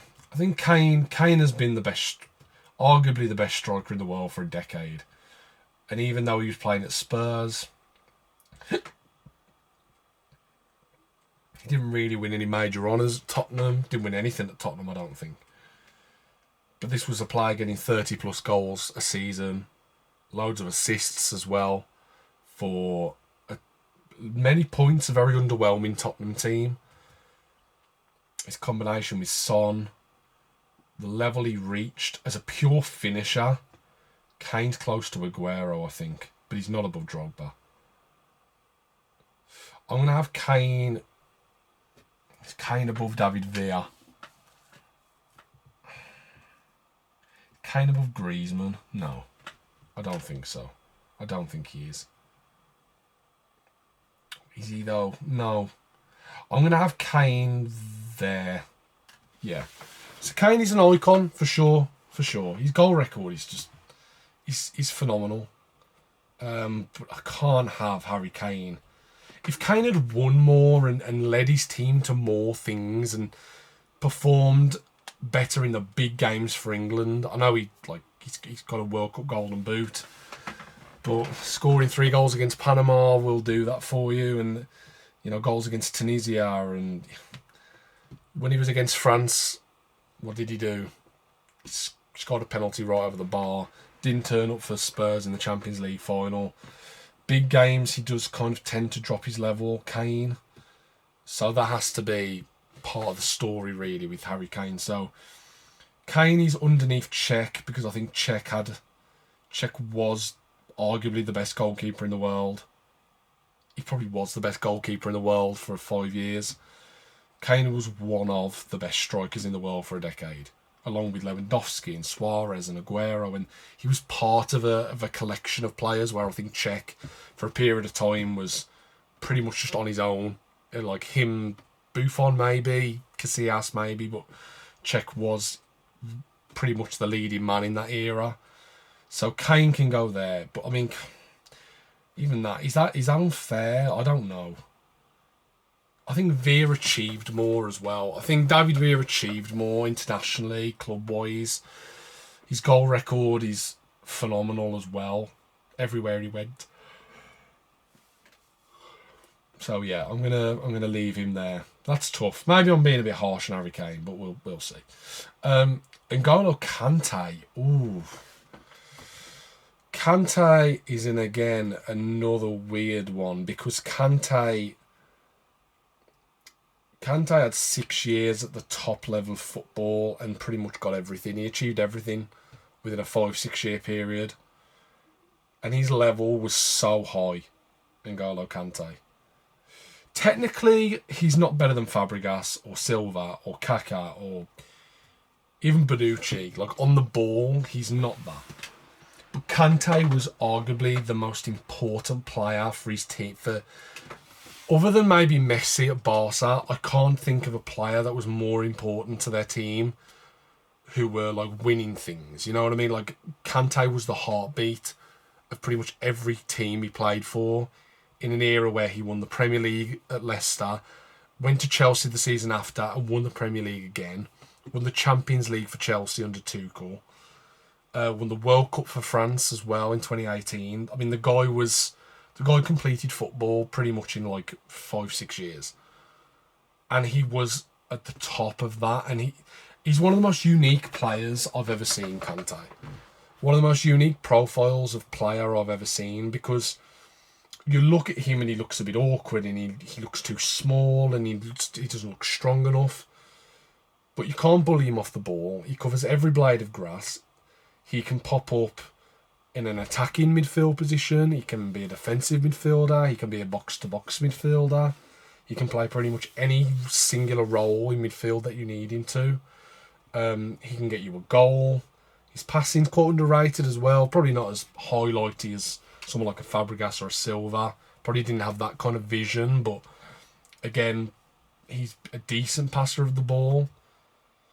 But again, it's just how important he was for his teams. A Leicester winning the league without Kante, no. A Chelsea winning the league without Kante under Conte, no. France winning the World Cup without Kante, no. Chelsea winning the Champions League without Kante, definitely not. Kante. I think Kante. Kante is tough because if you're talking about like everything I said about Busquets, right? About Busquets is so unique and there's not really another player like Busquets. It's the same thing I can say about Kante, but Busquets did it at the highest level for way longer than Kante. Like Busquets did it pretty much his whole career, really, from when he first came into the Barcelona first team until, when Spain won the Euros a couple of years ago. He's pretty much done it all. So I'm going to say it's very tough. Kante is above Fabregas for me, I think. Fabregas was a better technical player, but Kante, the level Kante reached is just scary. I'm going to have him above Aguero, I think, like I said, Kante, the teams, similar to Drogba, like Chelsea aren't winning what they won unless it was Drogba. Kaká, Milan aren't winning what they win unless Kaká is reaching the level he does. Same as David Silva. So he's in that category, but he did it for shorter than Drogba. He didn't reach the same level as Kaká or Silva. So I think he's more consistent than Aguero, in my opinion, game to game. More important, I think, to his teams, same as Fabregas. So Kante is an icon of the game, a very unique profile of player, very kind of hard to compare to other players, really. Kind of a mixture of a lot of different players. But he's unique, Kante, one on his own. Roy Keane. Now, this is tough with Roy Keane because similar to a Davids or even a Del Piero or Figo, I didn't see Keane in his prime. Post 2002, this is when Keane was already starting to get a bit older. Starting to play a little bit deeper in midfield, wouldn't venture forward as much to get goals. I think, I've gone back and watched so much old stuff with Roy Keane in, and I've seen exactly what Roy Keane was as a player. This myth that Roy Keane was just this shin kicker, destroyer in midfield is completely ridiculous. That was not Roy Keane at all in his prime. Roy Keane was very technically sound, a very smart passer of the ball, a great leader, a great box-to-box midfielder, was great to get you a goal, scored big goals for Man United as well. And again, his leadership is second to none. Probably the best captain football's ever seen. You could argue that. But for this specific era, Roy Keane, I've seen enough from Roy Keane in this era to say he's above decent. But he wasn't great in this era, Roy Keane. He wasn't great. He was already on the decline. And Man United got a lot better when they introduced Carrick, changed the formation, played 4-3-3, became a bit more dynamic and a bit more clever on the ball. So yeah, I think Keane in the 90s is like here. He's like an icon of the game. Post 2002, Roy Keane, I don't know, man. He's above James. I mean, he's definitely above James Rodriguez. There's no debate about that. He still had it like about 2 years of being an elite midfielder, but then he dropped off. He's the way he ended his career as well at Man United, the way he ended his career at Celtic. The issues that he had with the Irish national team, didn't really achieve anything with Ireland in this era. So Roy Keane for me is above James, but he's not above Immobile. Immobile for Lazio was way more important in this era than Keane. And again, the level-wise as well, I think Keane probably won one league title, and then that was it. Europe, they underperformed in this era. They didn't achieve what they probably could have done for the players and the quality that they had. But again, if we're talking pre-2002, Roy Keane is like here. But post-2002, Roy Keane, yeah, he was great for a year or two. He was a great player. But he was such a short period of time. It's so hard to kind of rank him, and then he retired. Like, he retired quite young as well. So Keane for me, yeah, I'd have him there. Similar to Khan in a way, but Khan did it at a higher level in that same period of time. So he's in kind of that similar to Khan. But Di Natale and Immobile, I think, had a bigger impact in this period of time than Keane. And Rodriguez was like, it was a shooting star that shined for a second. So Keane sits there for me. Next up, Miroslav Klose. Miroslav Klose is a weird one because club level, Klose was pretty average. Like, he was pretty average. I know he had like a season or two at Werder Bremen when they won the league, and he was getting like a ridiculous amount of goals, probably like 30 goals for Werder. But he went to Bayern Munich, didn't really pull up any trees there, was not as good as Roy Mackay or Luca Toni or other players that went to Bayern in that time. And then went to Lazio, was okay there, but it was near the end of his career. But what will always put Miroslav Klose down in the history books of football is his performances at international level. I've never seen a player raise their level more than Klose for international football. The guy was elite at international football. 2002 World Cup, he was elite for Germany. Goal record, ridiculous. Same as 2006, just goals and goals and goals. Like, the guy's the highest record goal scorer in the history of the World Cup, above Ronaldo, above Pele, above, Thierry Henry, above, all these great players that have played in the World Cup. He's probably going to be beaten by Mbappe, granted, this summer. He'll probably will be beaten by Mbappe. But even so, like, the fact that he's above some of those names that I've mentioned speaks volumes on how Klose would raise his level so high for Germany in internationals. And won the World Cup as well. Part of that amazing 7-1 game against Brazil, and he scored in that game. Klose was just a freak, man, for international football. He was a freak. I didn't watch a lot of German football when I was growing up, so my exposure to Klose was pretty much just international football. And when I was a kid, I thought Klose was like the best striker in the world because he's showing up every single tournament for Germany, scoring ridiculous amount of goals. He's Germany's all-time record goal scorer, above Gerd Muller. Like, the guy's a freak when it comes to international football. So I think club level, he didn't really, other than that spell at Werder Bremen, he didn't really do much.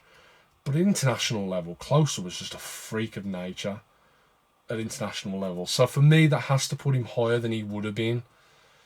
I'm going to put Klose right at the bottom of world class.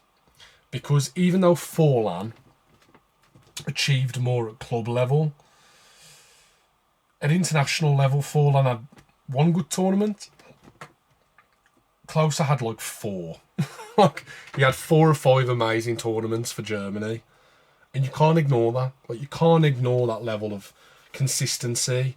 And again, the longevity for Klose. He was still playing at the top level when he was like 36. Like, he's a freak of nature, Klose.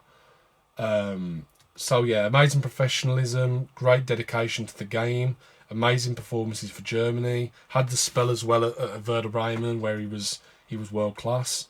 So for me, I would just put him right at the bottom of that list. He's floating between there and there for me. He could fit pretty much anywhere in that. I think Forlan reached a higher level consistently in his club career. But Klose, man. People always look at the World Cup, and even I do. The World Cup is the be-all, end-all of football for me. It comes around every 4 years. It's not like the Champions League. People always say Champions League, but the Champions League comes every year. I've seen teams that aren't the best team in the world win the Champions League.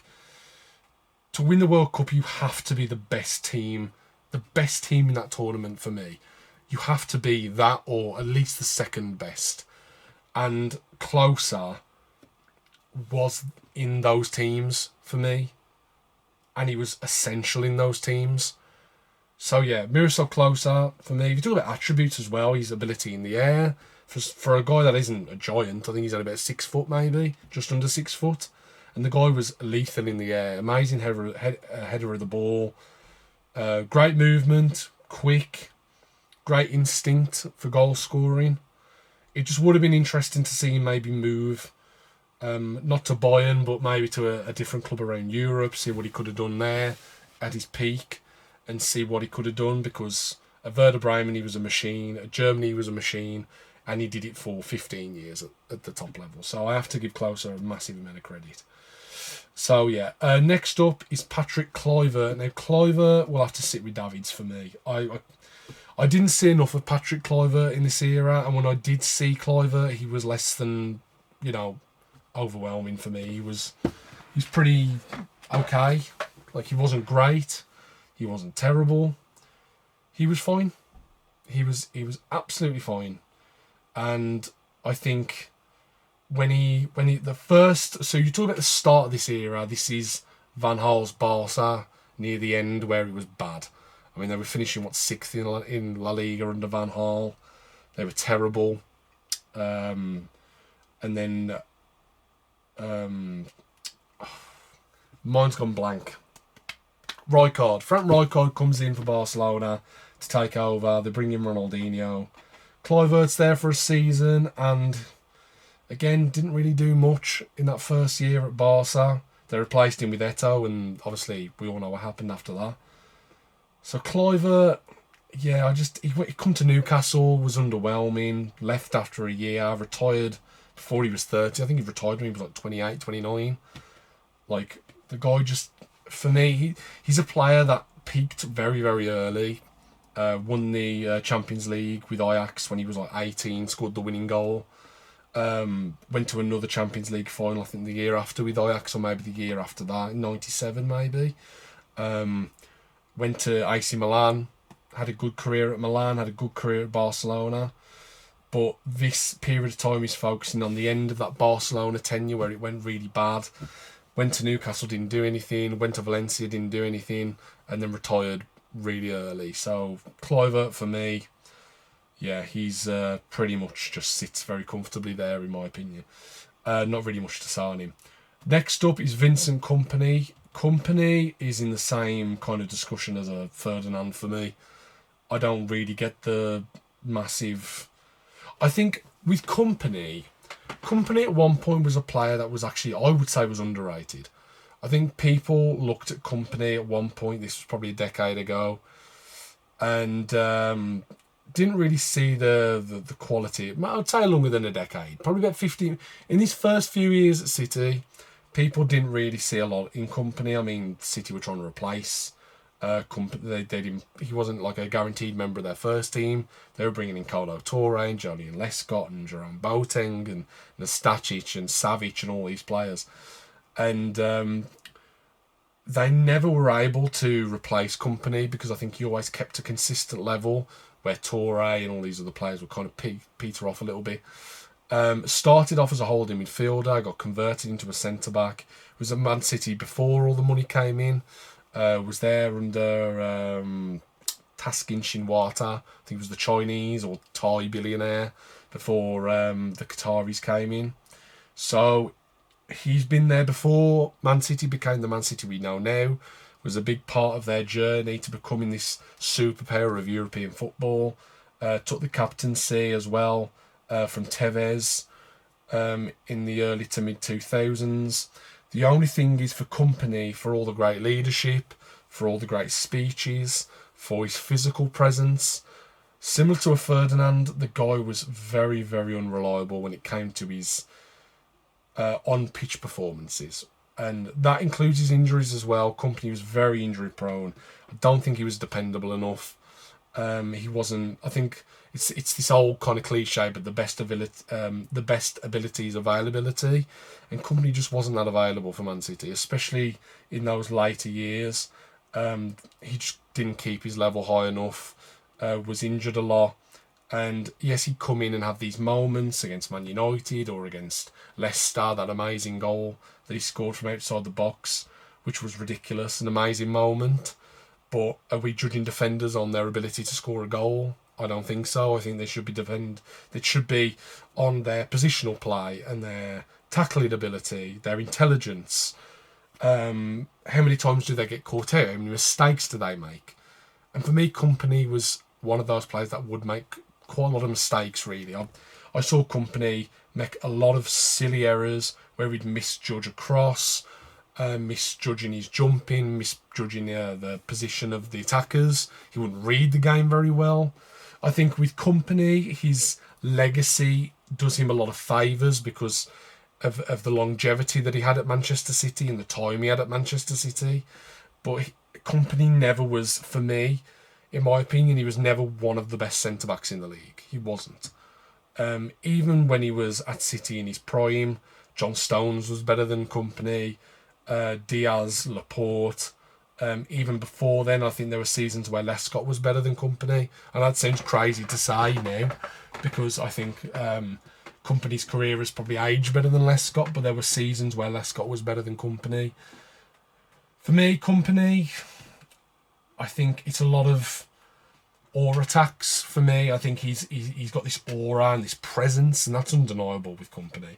It's probably one of the reasons why he's been so successful as a manager, because he has got this amazing presence and he talks really well and he carries himself well. And on the pitch, he was a great leader, great vocal leader, similar to like a Henderson. But I think ability-wise, as a pure centre-back, for me, no. I think Ferdinand was better. Ferdinand was better than Kompany, so I can't have him above Ferdinand. Kompany's above Klose, I think, for me, because he did have more consistency than Klose. Like, that's undeniable.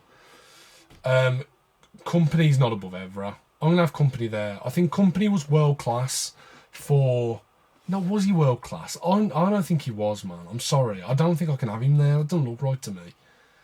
Kompany was not world-class. Was Kompany better than Gary Neville? Let's be honest. Was it? I honestly think Gary Neville was a better defender than Vincent Kompany.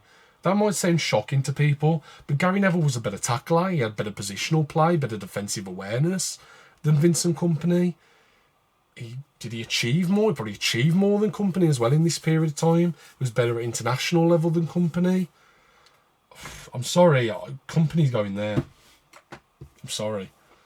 For all the Man City fans, if any Man City fans watch this, you're probably going to be really took back by that. But I'm sorry, I can't. He's not better than Ferdinand as a defender. He's not better than Carvajal. He's not better than Evra. He's not better than Gary Neville.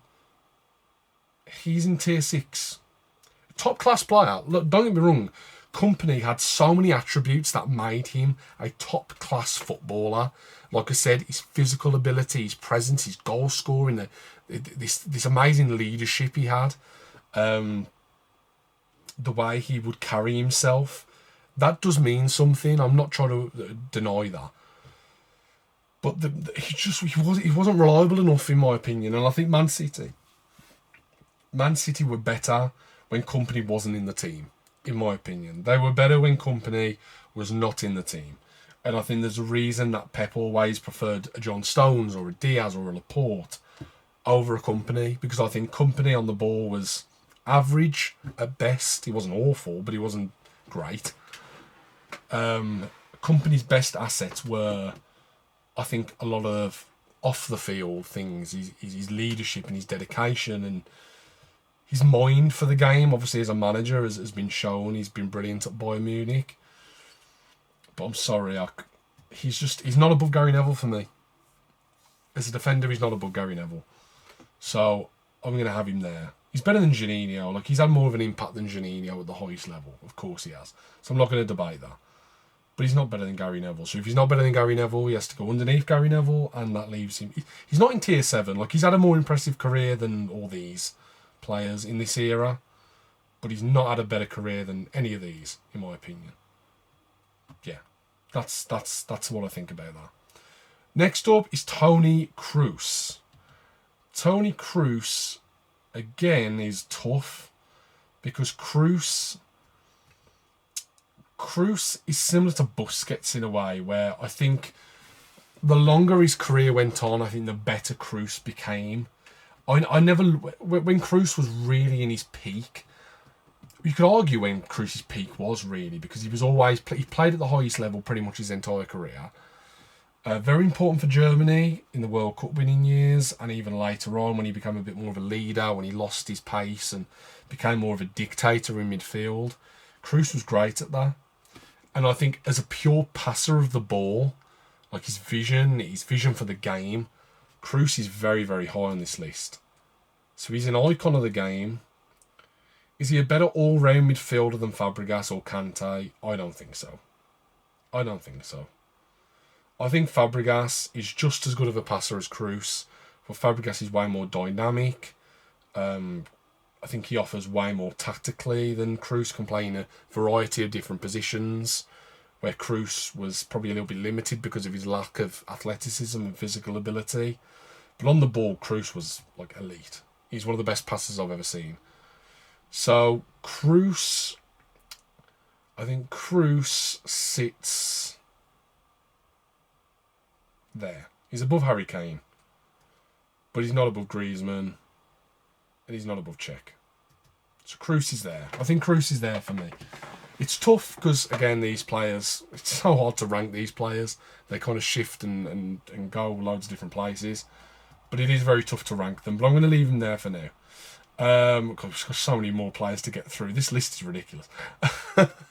This task is massive. I don't know why I decided to take this on. Right, next up we have Philipp Lahm. Philipp Lahm is in that Cafu category for me. He's, like I said about the GOAT category, having players that would be one or two in each position. I think Philipp Lahm is the second best fullback of his generation. I think he's the best, second best, I think. Philipp Lahm could play left back, right back. There we go. He can play left back, right back, holding midfield, centre mid. He could play like centre back. He could play loads of different positions. I think he achieved more in this era than Cafu, even though Cafu's legacy probably is higher than Lahm. But I think in this era, I don't think they're even comparable.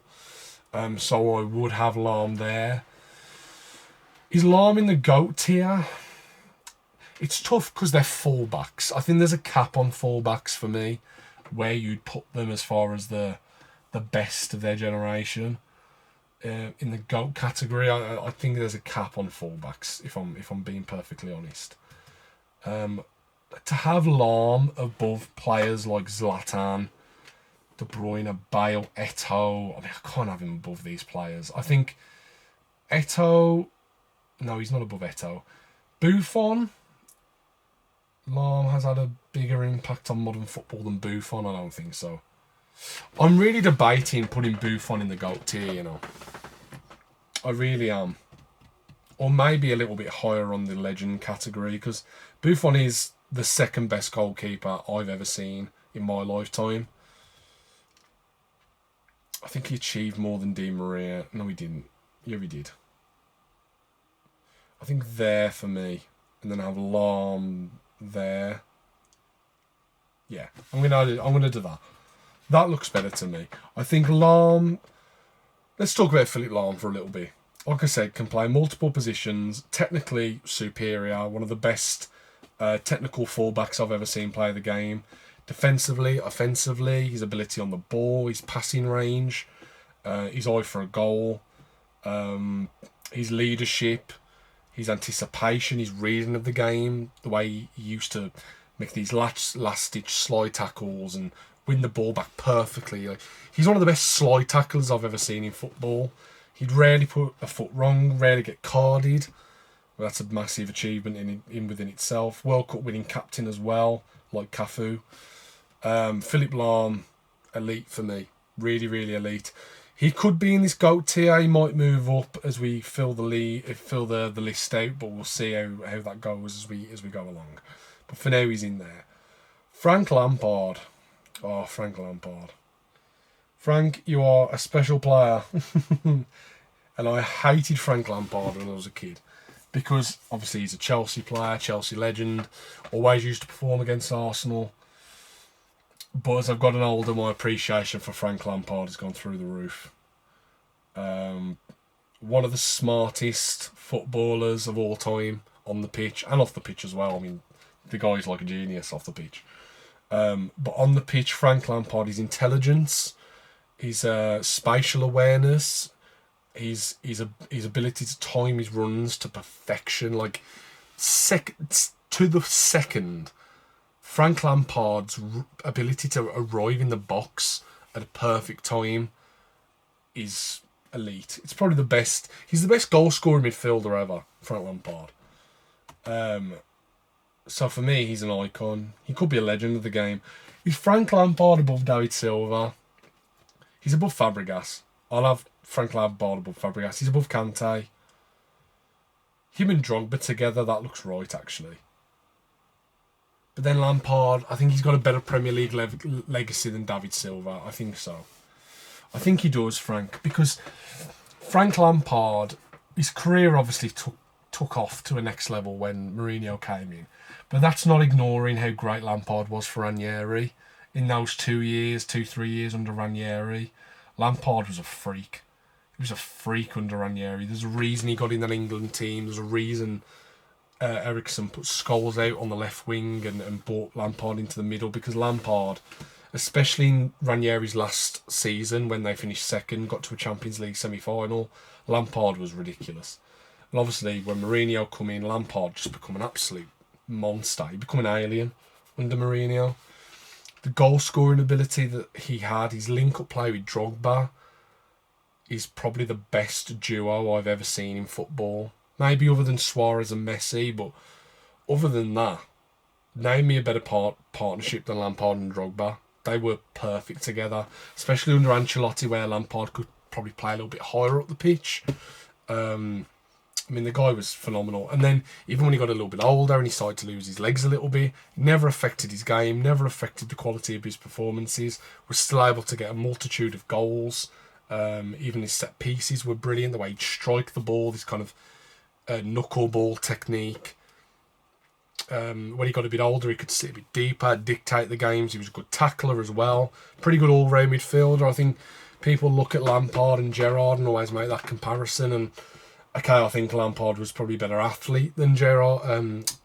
Gerrard was a better athlete than Lampard.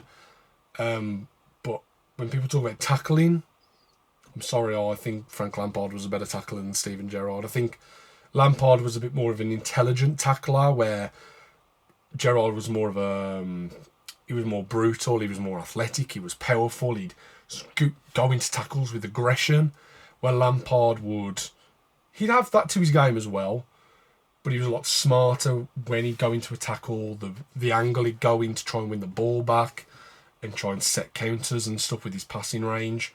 Frank Lampard was ridiculous, man. I'm going to have Lampard above Drogba because I think Lampard season to season was more consistent than Drogba.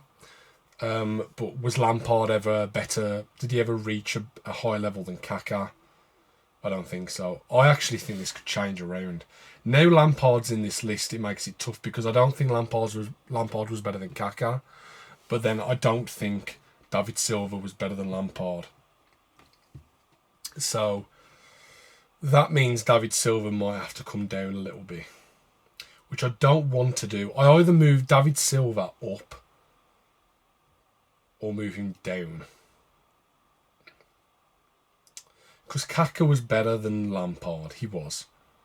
At his peak. The only thing is Lampard had the consistency over Kaká. And you could argue Lampard could have won a Ballon d'Or. In his peak, he came second to Ronaldinho, but that's when Ronaldinho was just an alien. But you could argue Lampard could have won the Ballon d'Or that year, 2005. He could have won the Ballon d'Or. Oh, it's tough. I think David Silva should go there. And I think Kaká there, Lampard there. I think that's right, actually. I actually might have Lampard over Kaká because I think peak level Kaka's better. But Kaká can't compare to the consistency of Frank Lampard. He just can't. Lampard rarely ever got injured. He adapted his game perfectly when he lost that athleticism. When Kaká lost his athleticism, he wasn't the same player. Still very good, but wasn't the same player. Lampard, ridiculous. I might actually have Lampard as a legend, you know. I think Lampard might be higher than an icon, I think. You could argue Frank Lampard is in that De Bruyne category, I think. I think De Bruyne. Oh, that's tough, actually. Let's have a look. See what it looks like. Lampard there. Lampard there. Just under Zlatan.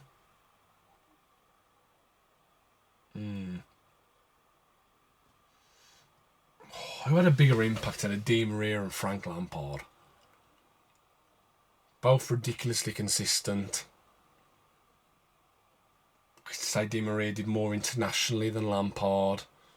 Di Maria did it at different clubs as well, kind of travelled around Europe. Did it at different clubs, other than Man United. Okay. Yeah, there. I think Frank Lampard goes there. Just under Di Maria. Just under Di Maria. Above Cafu, for sure. But, yeah, I think that looks right to me. Frank Lampard above David Silva, above Drogba. Kaká, again, peak Kaká, I think is above Lampard for a season or two. But year in, year out, Frank Lampard he was ridiculous. Frank Lampard was an alien, man. So, yeah, I'm going to have to leave Lampard there, I think. Right, next up, we have Robert Lewandowski. Now,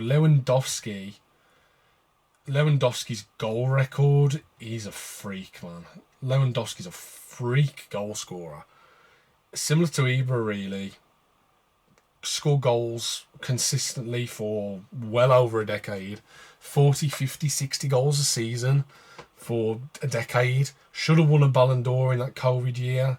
So I'm going to include that he won the Ballon d'Or because he should have won the Ballon d'Or if it was there. So he's got that phantom Ballon d'Or, I guess.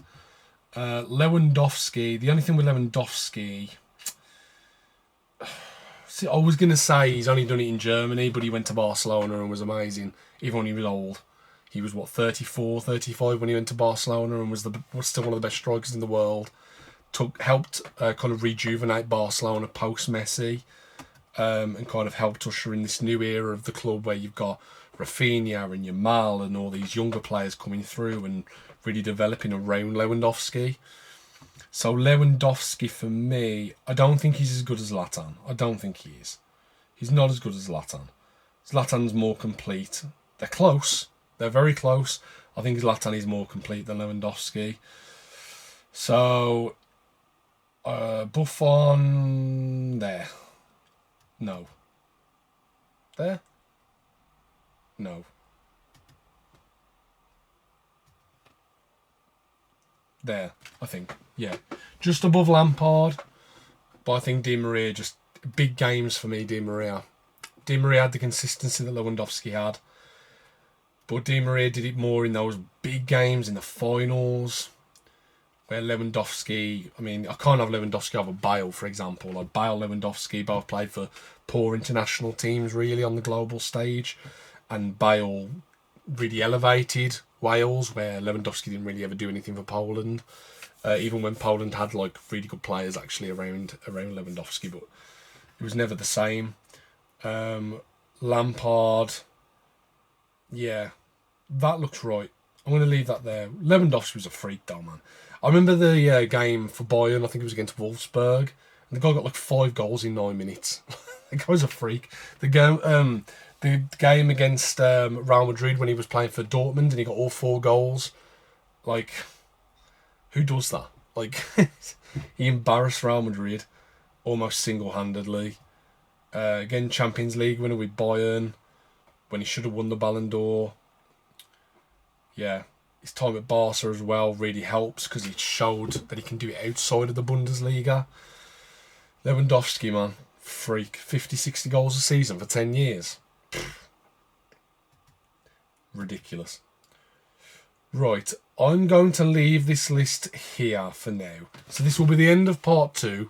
We're getting through it, but it's a big list to go through.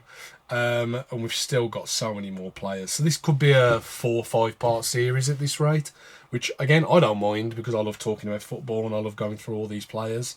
It's been a lot of fun.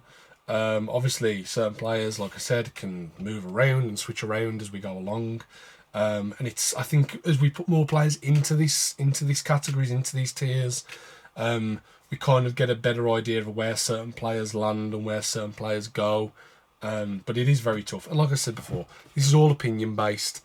This isn't any fact or anything. Okay, I've used some facts to talk some players and talk about some players' careers, but this is all opinion based. It all depends on what you want and what you prefer in a footballer, what you look for. But I've tried to be unbiased. I've tried to be objective, even though it's been very, very difficult to do that. So far, I'm happy with how it's going. But I know some of the names when we was looking through the list. Some of the names that are coming on the rest of this list. It's going to be tough. It's going to be tough to rank some of the rest of these players. But that will do it for part 2, guys. Thank you very much for watching and joining me again to go through some of the best players post 2002 in the history of world football. We'll do part 3 very, very soon, and we'll finally see who ends up in that GOAT tier, because Henry's very much creeping in that. So maybe you'll get in, maybe you won't. We'll have to see what the rest of the list looks like near the end. But until that time, guys, thank you very much for watching. My name is Simon Mansell, and I will see you very, very soon. See you later.